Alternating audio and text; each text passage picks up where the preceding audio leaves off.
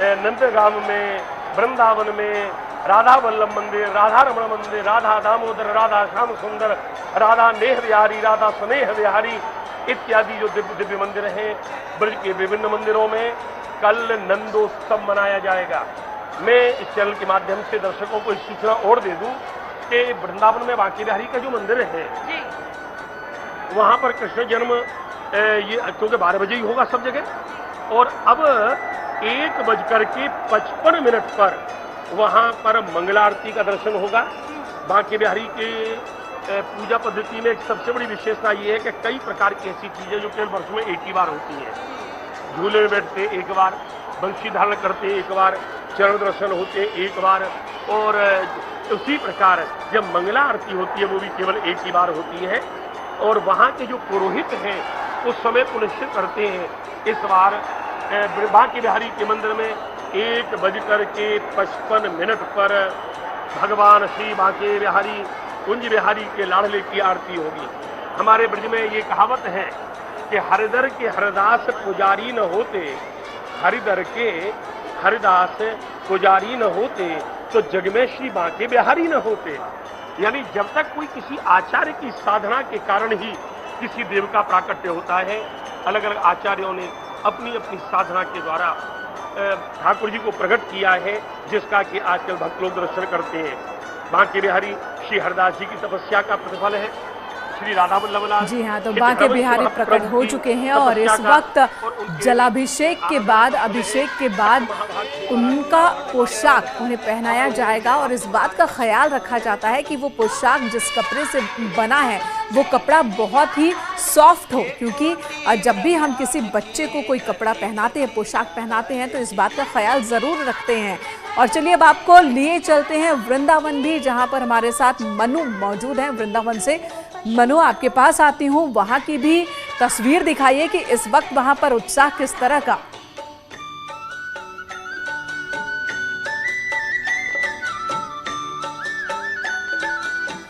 तो मनु का रुख करेंगे, उससे पहले ये जन्मभूमि की तस्वीर आप देख रहे हैं, श्री कृष्ण जन्मभूमि की तस्वीर, जहाँ पर अभिषेक के बाद अब पोशाक और श्रृंगार होगा और उसके बाद 56 भोग लगाया जाएगा। और जैसा कि अभी आप सुन रहे थे आचार्य जी को कि 1:55 पर नंद के गांव में मंगला आरती होगी। जी हाँ, क्योंकि तब ये माना जाता है, जैसा कि हमने पढ़ा है, सुना है कि कृष्ण जब मथुरा में कंस के इस कारागार में जन्म लेते हैं, उसके बाद उन्हें नंद गांव ले जाया जाता है और नंद के घर आनंद पहुंचते हैं। मनु का रुख एक बार फिर से करेंगे, यहाँ मथुरा में कपाट एक बार फिर से बंद और अब श्रृंगार होगा बाल गोपाल का। मनु का रुख करते हैं, देखते हैं वृंदावन में क्या हो रहा है। मनु।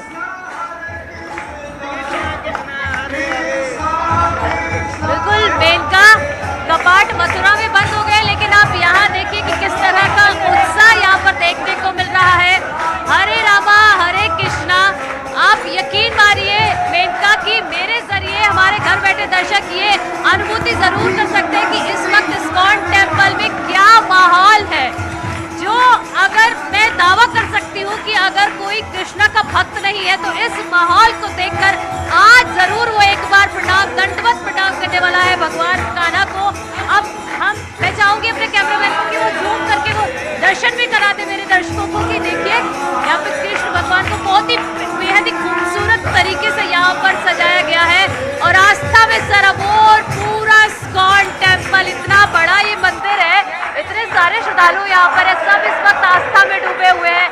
क्या बच्चे, क्या बड़े, क्या छोटे, सब लोग आप देख सकते हैं, देसी विदेशी सभी पर्यटक यहाँ झूम रहे हैं, हाथ जोड़कर सभी स्वागत कर रहे हैं इस वक्त कान्हा का, क्योंकि बाल स्वरूप में पूजा जाता है कान्हा को और नटखट है। और सबसे जितने भी यहाँ श्रद्धालु है, हमने बात की तो सबको उनका एक ही रूप पसंद है, वो है नटखट। और फिलहाल मैं आपको अपने दर्शकों को इस एम्बियंस के साथ छोड़ना चाहूंगी जो यहाँ पर है इस वक्त।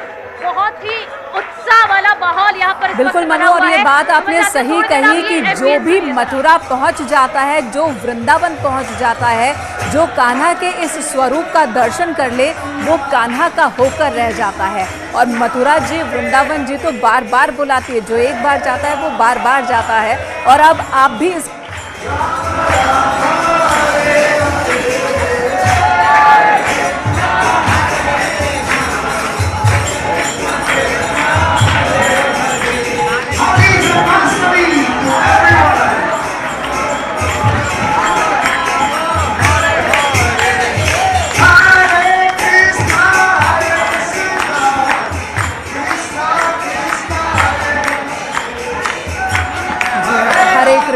हरे कृष्णा हरे रामा, यही गूंज, यही उद्घोष वृंदावन की गलियों में सुनने को आपको हर वक्त मिलेगी। और खासकर आज के वक्त मथुरा से अपर्णा लगातार हमारे साथ मौजूद है। अपर्णा, कान्हा की यही खूबसूरती है कि जो एक बार दर्शन कर ले वो बार बार आता है और वो समा जाता है। और कृष्ण कहते भी हैं कि मैं तो हर तरफ हूँ, मैं सब में हूँ और सब मुझ में है। और वही अनुभूति होती है जब आप मथुरा पहुँचते हैं, वृंदावन पहुँचते हैं। मेनका, देखिए, कान्हा की भक्ति में वो शक्ति होती है कि कान्हा हर किसी को अपना बना लेते हैं। जो कान्हा की भाषा नहीं जानते, जो कान्हा के संवाद को नहीं पढ़ पाते, लेकिन उसके बावजूद भी जब भी कान्हा पर एक नजर उनकी पड़ती है तो वो कान्हा के होकर रह जाते हैं और कान्हा उनमें समाहित हो जाते हैं। इसलिए हमने दिखाया कि कितने विदेशी सैलानी हैं, वो भी चाहे वो स्पेनिश बोलते हो, रशियन बोलते हो, फ्रेंच बोलते हो, लेकिन वो जानते हैं हरे रामा हरे कृष्णा, और कृष्णा को जपते जपते कृष्ण की नगरी में वो पहुंच जाते हैं। शास्त्री जी लगातार हमारे साथ मौजूद है। शास्त्री जी, श्रृंगार आरती चल रही है। कान्हा इतने छलिया होते हैं, जिस पर मन आता है उसके साथ चल पड़ते हैं, और इसीलिए पट को बार बार बंद किया जाता है। वृंदावन में बांके बिहारी के पट बंद करने का बार बार में जो पर्दा आता है, उसकी एक पीछे कहानी है, एक कथा है कि किसी भक्त के आंखों से आंख भक्त और भगवान की मिली और वो चल दिए। लेकिन ऐसा है कि बीच में ये दो कारण हैं। एक तो जैसे मैंने बताया कि वो चल दिए, शरीर पर्दा आने लग गया। लेकिन एक चीज है, इधर खड़ा हुआ है दर्शनार्थी यानी जगत, उधर मंदिर में है जगन्नाथ, और जगन्नाथ के बीच में जो पर्दा आता है वो माया का पर्दा है। माया का पर्दा आया तो दर्शन बंद हो जाते हैं, पर्दा हटा तो दर्शन फिर हो जाते हैं। यानी हम मायापति से माया हटा करके मिलेंगे तो उनके दर्शन निरंतर होते रहेंगे। और बीच पर्दा के रूप में माया जब आ जाती है तो जगन्नाथ का दर्शन होते हुए भी वो है, लेकिन दर्शन नहीं हो पाते, ऐसी मान्यता। और तफसीरें मेनका एक बार फिर दर्शकों को दिखा देते हैं। यहाँ पर देखिए, भक्तों का उत्साह बिल्कुल भी कम नहीं हुआ है, अभी भी वो हाथ उठाकर जय श्री कृष्ण। तो मन को लुभाने वाली ये तस्वीर मथुरा से, नोएडा से और वृंदावन से लगातार हमारे दर्शक देख रहे थे। और भगवान श्री कृष्ण प्रकट हो चुके हैं। नंद के घर आनंद,